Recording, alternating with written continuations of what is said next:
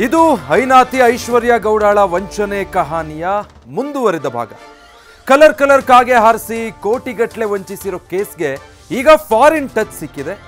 Nice ಆಗಿ ice ಇಡ್ತಾ ಇದ್ದ ಐಶು ಡಾಕ್ಟರ್ಸ್ಗಳಿಗೂ ವಂಚನೆ ಮಾಡಿರೋದು ಬೆಳಕಿಗೆ ಬಂದಿದೆ. ಅದರ ಕಂಪ್ಲೀಟ್ ಡೀಟೇಲ್ಸ್ ಇಲ್ಲಿದೆ.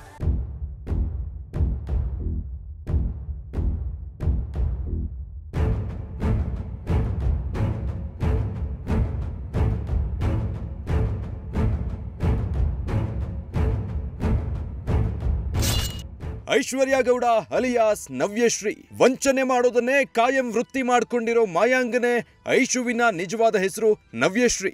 ವಂಚನೆ ಮಾಡಬೇಕು ಅಂತಾನೆ ಹೆಸರನ್ನ ಬದಲಿಸಿಕೊಂಡಿದ್ದ ಈಕೆ ಅಸಲಿ ಮುಖಗಳು ಒಂದೊಂದಾಗಿ ತೆರೆದುಕೊಳ್ತಾ ಇದೆ. ಇಷ್ಟು ದಿನ ಅವರಿವರ ಸಂಬಂಧಿಕರು ಅಂತ ಹೇಳ್ತಿದ್ದ ಐನಾತಿ ಡಾಕ್ಟರ್ಸ್ಗೂ ಬಲೆ ಬೀಸಿದ್ಲು ಅನ್ನೋದು ಬಯಲಾಗಿದೆ.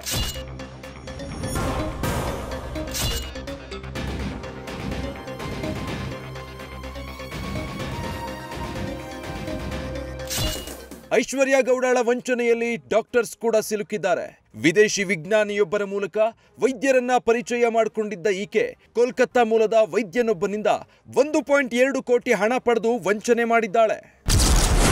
ಐಷಾರಾಮಿ ಲೈಫ್ ಲೀಡ್ ಮಾಡೋರು ಮತ್ತು ಬ್ಲ್ಯಾಕ್ ಮನಿ ಇಟ್ಟಿರೋರನ್ನೇ ಇವಳು ಟಾರ್ಗೆಟ್ ಮಾಡ್ತಿದ್ಲು. ಹಣ ಕೊಟ್ರೆ ನಿಮ್ಗೆ ಹೆಚ್ಚಿನ ಬಡ್ಡಿ ಕೊಡಿಸೋದಾಗಿ ಆಸೆ ತೋರಿಸ್ತಾ ಇದ್ಲು.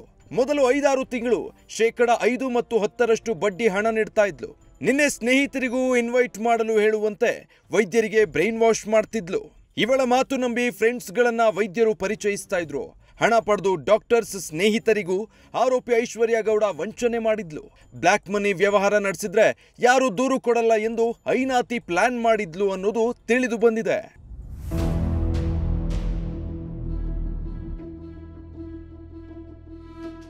ದಿನದಿಂದ ದಿನಕ್ಕೆ ಮೋಸಗಾತಿ ಐಶ್ವರ್ಯ ಗೌಡ ಅಲಿಯಾಸ್ ನವ್ಯಶ್ರೀಯ ಒಂದೊಂದೇ ಮುಖಪುಟಗಳು ಓಪನ್ ಆಗ್ತಿವೆ. ಈಕೆ ಬೀಸಿರೋ ಬಲೆಯಲ್ಲಿ ಡಾಕ್ಟರ್ಸ್ ಜೊತೆ ಇನ್ನೂ ಯಾರಾದರೂ ಇದ್ದಾರಾ ಅನ್ನೋದು ತನಿಖೆ ನಂತರವೇ ಗೊತ್ತಾಗಬೇಕಿದೆ. Ankita Rai, news first, Bengaluru.